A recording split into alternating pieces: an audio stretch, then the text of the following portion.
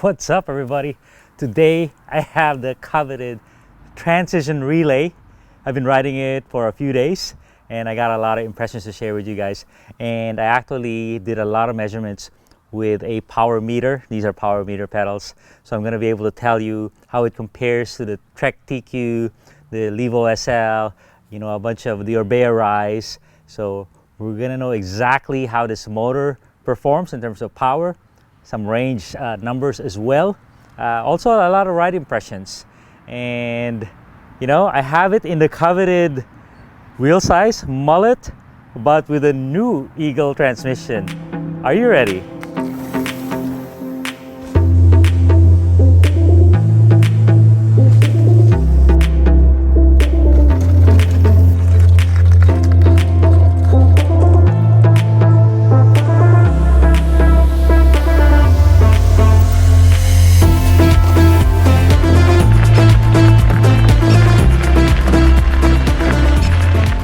Alright, I have the great pleasure of being able to try this bike real early thanks to my friends at Lars at Trailhead Cycles in Cupertino, California. And very interesting bike. This bike was hyped up like 9 months ago. A little too much for my taste, it shouldn't have happened this way. I thought we were done with pre-hyping bikes before they were available. First, we start with a chassis that's capable, and it is a 160 millimeter rear travel, optional to 170, and 160 front travel on the front, optional to 170 as well. 29er wheel size is its base configuration, and it can be fitted with, as they do in two models, a mullet wheel size, 27 and 29. So they have 6 models of this bike. 6 models, pretty impressive. Aluminum and carbon, 2 colors, and 6 sizes. So I'm not sure how big this company transition is, but it took a lot of resources, to have this build in all these configurations. All right, the price is good as well. $6,800 for the NX alloy version, and this particular bike is $12,500. It comes with 29er wheels. So, but this is the wheel it comes with, Crank Brothers carbon wheels, but I was lucky enough to be able to try it with a mullet because I really prefer mullet. We have 160 rear, 160 front. We have a 78.4 seat angle, super steep, and a 64-degree head angle. And the high position, that's the high. When you put it in low, it's about 63.3. So pretty darn slack. I have it in high right now and I put a mullet, so it's about, I would say, 63.5 head angle. So pretty good. And this one will probably slacken out to about 78. Basically, this is a medium size, so 460 reach. The chain stays are 442 millimeters, built for 29er, fairly short. So as you can see here, I have it fully decked out with the new Eagle transmission, 12,500. The motor and battery, here's the interesting part, is the Fazua Ride 60. They had a Ride 50, work in progress. Ride 60 is their most mature one. You'll also see this in the Pivot Shuttle SL. So the motor itself weighs 4.85 pounds. It's right here. It's kind of longish style. And that's the same weight as the Specialized Levo SL and Kenevo SL. The new Trek is the lightweight king. It has that TQ motor, and that one is about 4.1 pounds. Claims 60 Newton meters of torque, 250 watts average, and 450 watts peak. But it's really hard to discern how much power this thing has because it has a turbo mode that is only instantaneous. The app itself is very good, nice features to it. The battery weighs 5 pounds. The bike is 43 pounds with battery and 38 pounds without battery.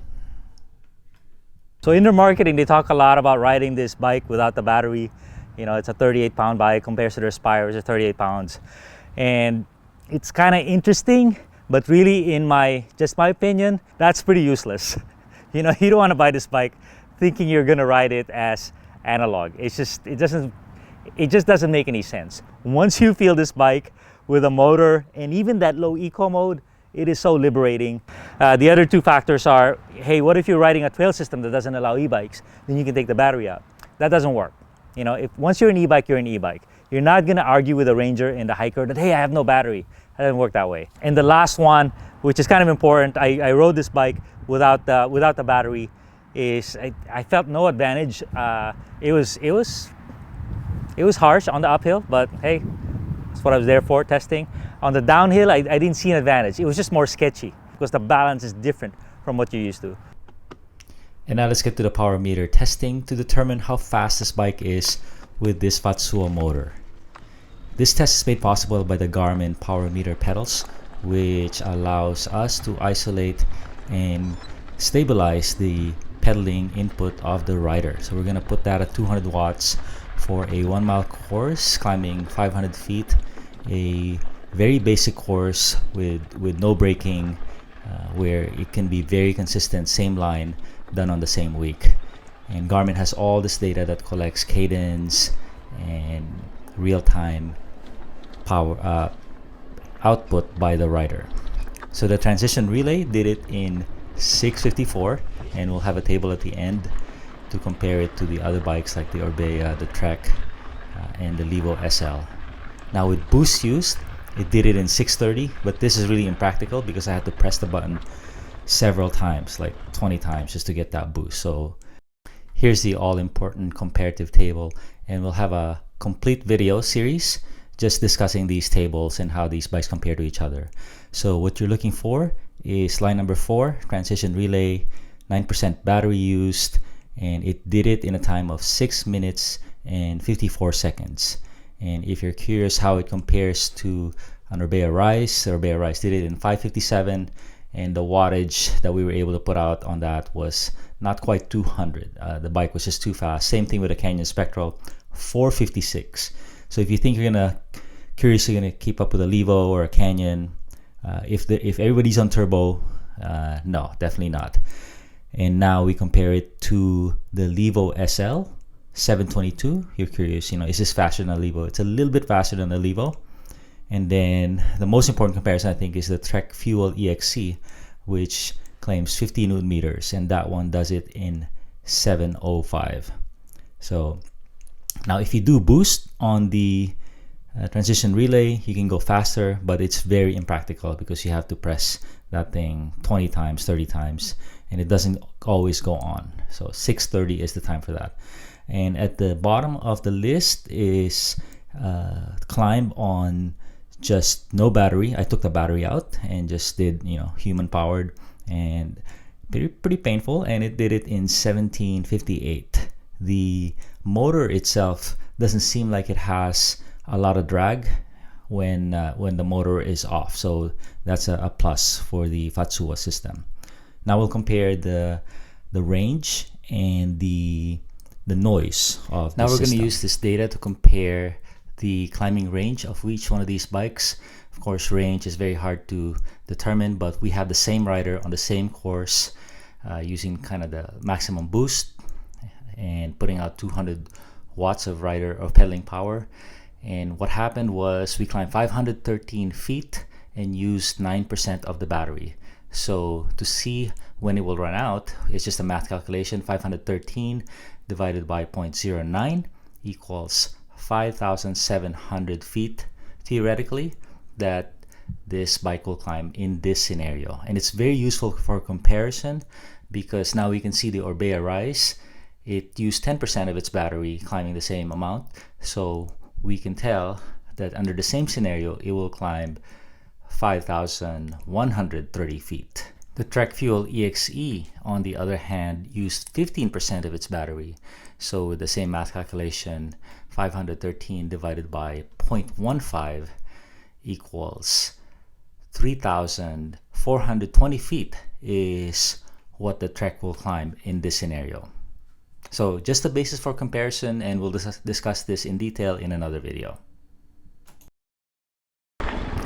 Now I'd like you to hear the noise of the motor. This is going to be the same segment using a GoPro Hero 10 chest mounted, and you'll see what we hear, and we'll compare this to other bikes. It is very quiet.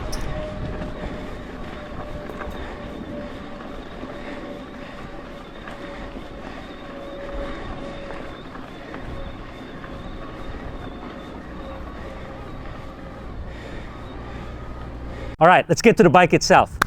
The bike itself, you know, I can compare it to the Levo SL. I have one, I rode it, I've ridden it extensively, and it's a rad bike. You know, this, you know, it's very capable, nice and roomy. It can do anything and everything. It wasn't super butter on the rear, and not like the Levo SL. The other bike I've been riding a lot is the new Fazua Ride with 170 meters of travel. That one's pretty cool too. Full 29er, and you know, they ride very similar. I wish it was 27.5. That is a mullet. You know, the efficiency, the speed of the big wheel, the rut eating, I don't really see that. You know, I want that on the front. On the rear, you know, I'm not racing anybody, meaning I'm as fast as I need to be. I just want the agility and the playfulness of the bike. Yeah, it's better on a mullet wheel size. And they say, hey, you can fit a 27 on the rear. Sure, you can. You could do that to any 29er, but you're not shortening the chainstay, which is the most critical part of the equation here. So I would rather have something that's built for mullet and not mullet capable. Comment about the motor and electronics. The motor, super cool. It's got a lot of punch. It definitely is a little more than that Trek TQ motor, and you'll see my times for it. It has punch. That boost mode for 10 seconds actually works. The motor itself has a lot of oomph, but what I noticed, and I rode a lot in turbo or their highest mode, is it doesn't have a lot of carryover.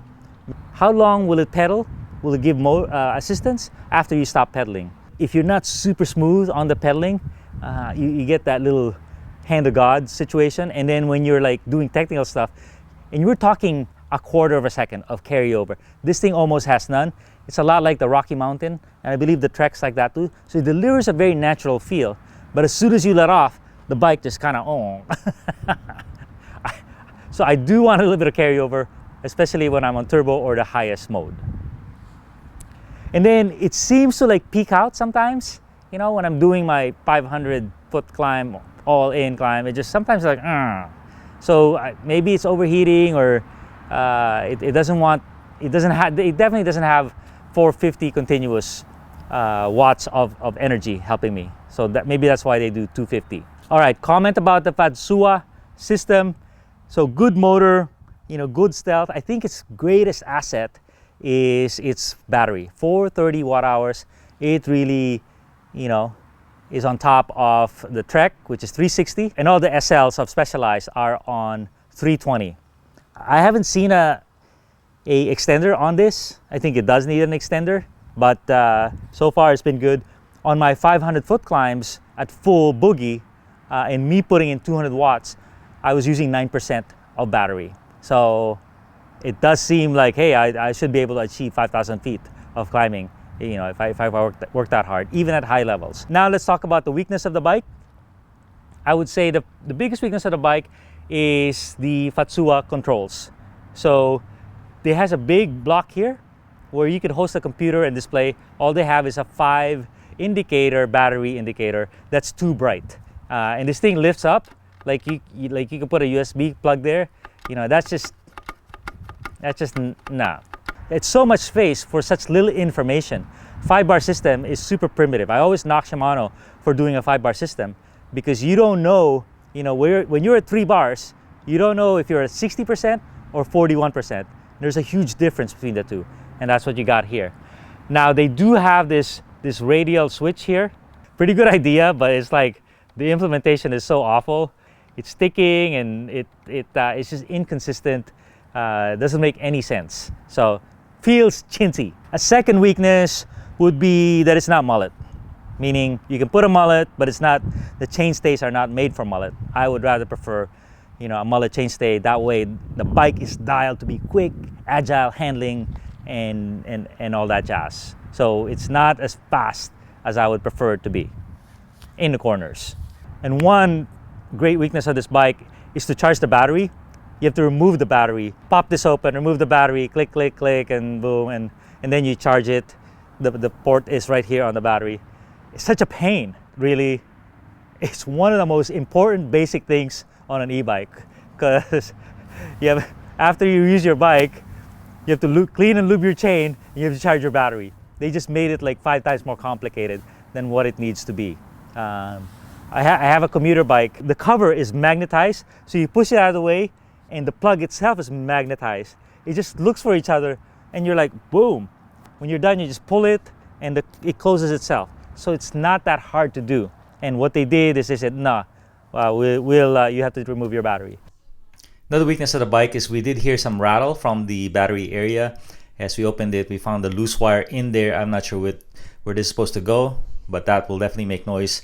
The cover as well is a little bit loose. And then just hitting the battery door, you can see it makes a knocking sound. So not quiet. Another weakness is the nomenclature of Fazua. I think river, breeze, and something. It's like, come on, bro. What are you doing? Make it like eco trail boost. Okay, final thoughts on the bike. What a great contender. I mean, don't get me wrong, I just like to find pros and cons, but man, what a great contender. It is capable, lots of sizes, lots of configurations, including mullet. This motor is legit. It is so quiet, and it's got so much punch, and that 10-second boost is pretty darn good.